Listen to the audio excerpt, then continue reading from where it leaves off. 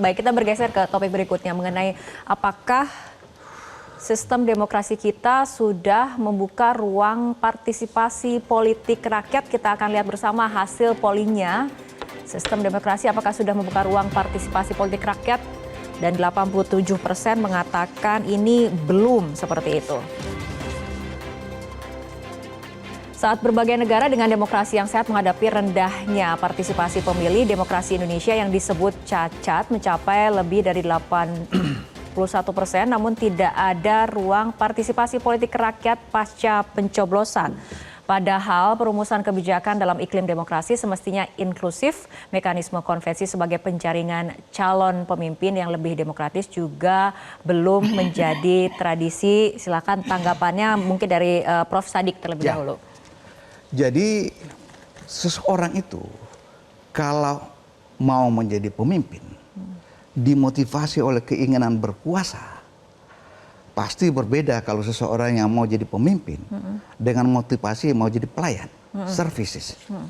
Orang yang motivasinya mau jadi berkuasa biasanya sangat takut kehilangan kekuasaan dan segala cara dipakai untuk memperoleh kekuasaan itu. Tanpa malu pun juga dia. Tapi kalau niatnya, motivasinya mau jadi melayani, dia akan hati-hati dan tidak terlalu takut kehilangan kekuasaan bila dia berkuasa.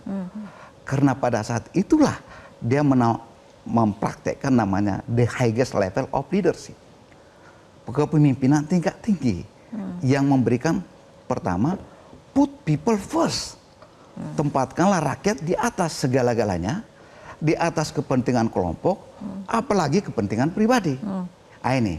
Tapi kalau dia dimotivasi oleh keinginan berkuasa, yakin dan pasti tidak akan mungkin bisa mengimplementasikan the highest level of leadership itu.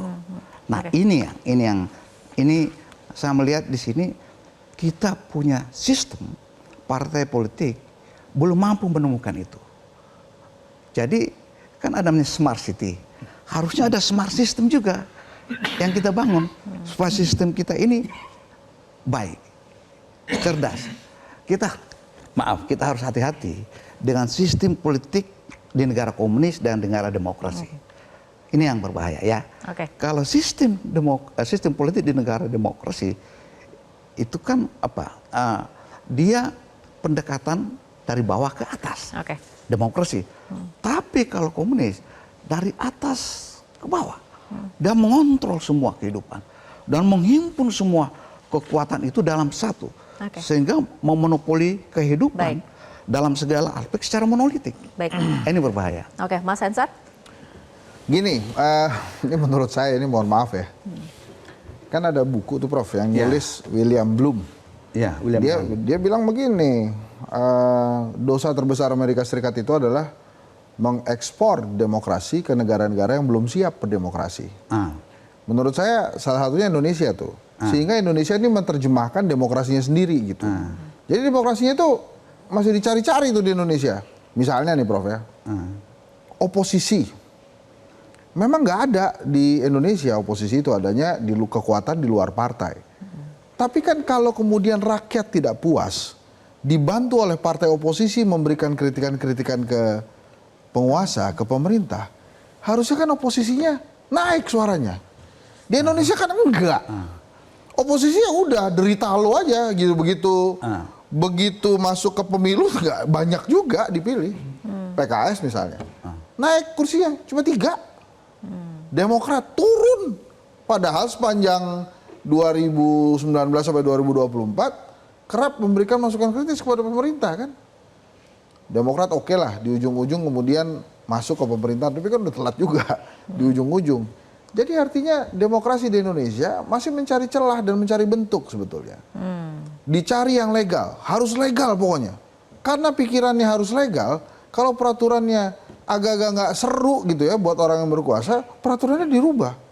Diubah tuh supaya sesuai. Tapi kan cara pengubahannya nggak melanggar aturan, demokratis juga. Nah itu yang saya maksud dengan kita sebetulnya masih mencari bentuk demokrasi seperti apa yang Indonesia inginkan. Apakah demokrasi tapi dalam bentuk kerajaan gitu kan? Atau ada demokrasi yang lain. Jadi memang pada saat kita bicara partai politik, Dan partai politik yang tersandra dengan yang namanya kekuasaan, dengan yang namanya materi, nggak kemana-mana partai politiknya. Apakah partai politik harus diselamatkan? Iya, diselamatkan. Tapi kan yang bisa menyelamatkan partai politik itu kadernya. Rakyat kan nggak bisa menyelamatkan. Kan kalau begini loh, partai politik itu besar karena dukungan rakyat. Dan kalau partai politik mau besar, dia harus punya sayap-sayap organisasi. Jadi aneh kalau ada partai politik nggak punya sayap organisasi besar. Karena dibantuin misalnya sama penguasa gitu. Jadi kalau mau menyelamatkan partai politik, kader-kadernya mesti punya otak semua. Jadi jangan mau kemudian diintervensi seneng gitu. Itu yang menurut saya harus dilakukan oleh partai politik. Jadi menyelamatkan partai politik, kader dulu yang pertama harus menyelamatkan partai politik. Kalau Romo seperti apa? Ya saya juga berpendapat partai politik sebetulnya perlu dipimpin suatu pembaruan. Saya tidak tahu bagaimana itu mau dicapai.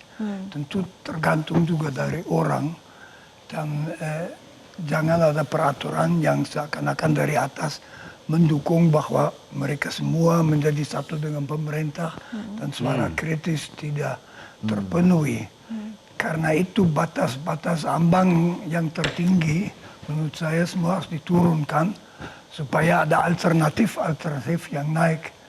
Tentu dalam demokrasi penting bahwa kita mempertahankan yang sekarang masih ada meskipun ada usaha mengurangi, yaitu kebebasan demokratis, kebebasan menyatakan pendapat, kebebasan berkumpul, kebebasan mengkritik. Itu sangat penting untuk pembentukan public opinion tentang yang kita punya pemerintah dan tekanan seperlunya, itu saja. Baik. Saya terusin oposisi. Singkat saja sebelum kita jeda. Beneran singkat. Jadi rakyat harus memberikan penghargaan kepada oposisi. Dengan apa? Kasih suara yang banyak biar mereka bisa memimpin negeri ini.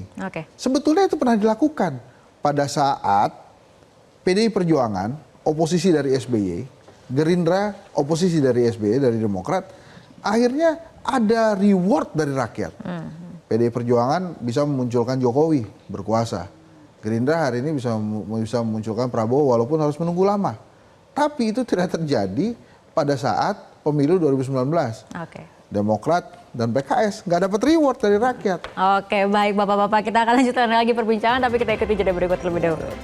Jelajahi cara baru mendapatkan informasi. Download Metro TV Extend sekarang.